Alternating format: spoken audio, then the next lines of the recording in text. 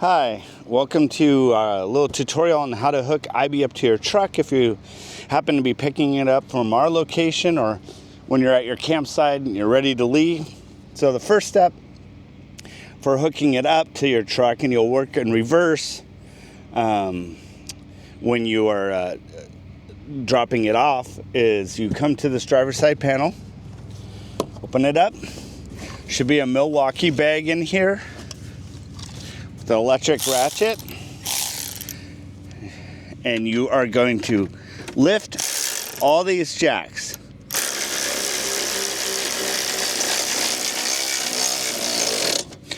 There's 4 of them around the trailer. You'll do all 4, 2 in the front, 2 in the back, and then we'll pick back up after I've done this, and I'll show you some more.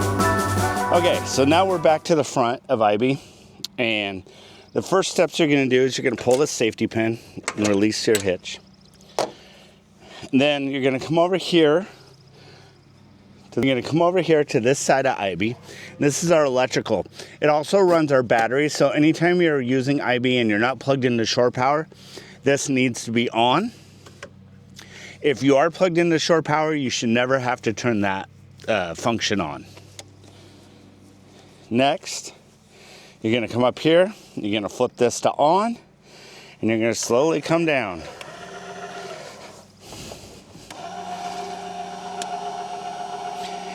And that slipped right on. Shit. So I'm going to come up a little bit. And as a reminder, never take your chocks out from under the wheels until you are done lowering Ibie on. Otherwise, it'll roll forward on you. All right, so next, what we do is then make sure this will lock down. That's secure. Put this back in. All right. Now we have our safety chains over here. So they will always live here. These come off. This is also your safety brake. And they will hook underneath. Some people like to do a crisscross. You don't have to, but sometimes it's better. Right now, because the trailer's so low, I'm going to come around and do it this way. There we go.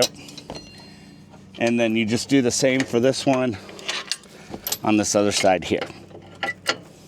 Okay, so once that's done, now we're going to hook up our sway bars. This seems intimidating, but it's actually very easy. So the first thing you're going to do is take your sway bar, and you have a pin here, cotter pin, and you want to make sure this part is pointing down, so that's the right side.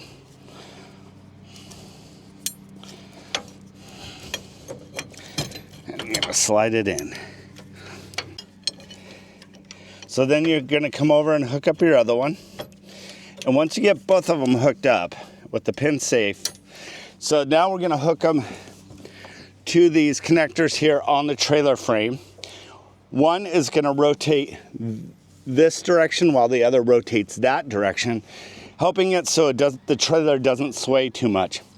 One thing I will add is if you're trying to back Ibie up into a tight location, you might want to go ahead and remove these before doing so. Another thing is, if you're kind of in an area like us where it's unlevel, you may need to raise the trailer up a little bit to make it easier to connect these. Also, right now I'm just going to go ahead and connect my 7-pin.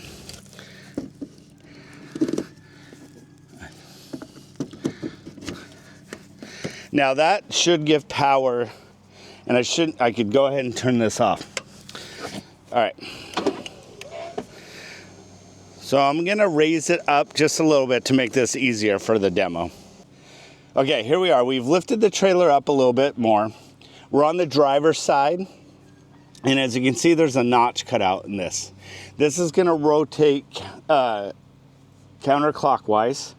And the other one on the other side will rotate clockwise.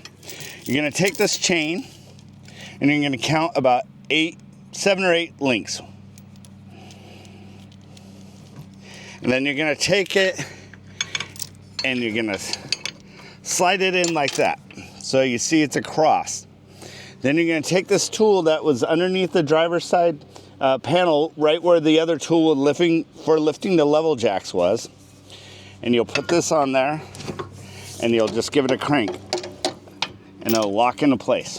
Okay, so here we are on the passenger side. Same sort of thing. So the difference on this one is it's going to rotate clockwise. You get your tool on here, and you just crank it up, and it locks right into place. And this is really great. It really helps the trailer not bounce as much and gives a much smoother ride to your haul.